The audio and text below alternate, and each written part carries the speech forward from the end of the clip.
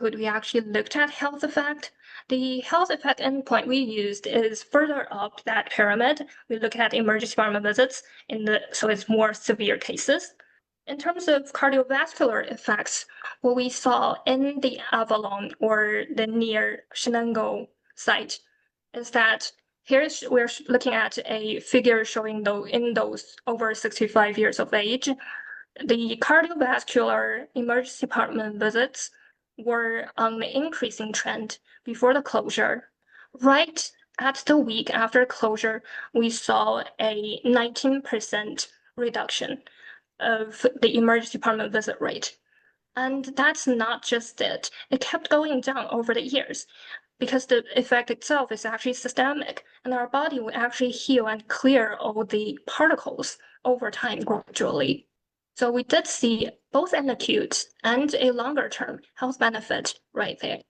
If we look at injuries as a control outcome, which is supposedly not really impacted by air pollution directly, that did not happen. So the shutdown of the Shenango plant at that time point, is actually inducing only effect in the biologically plausible or the cardiovascular effects here.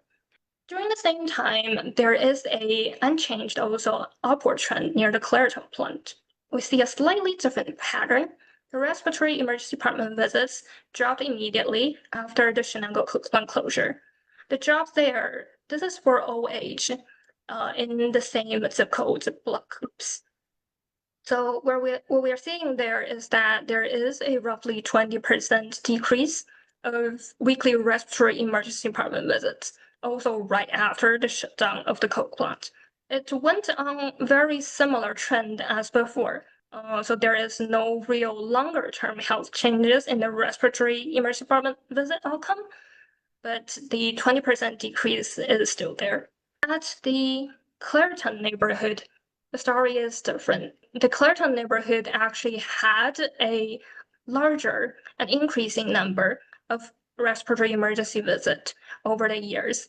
It is even higher than the predicted trend using the pre-closure years.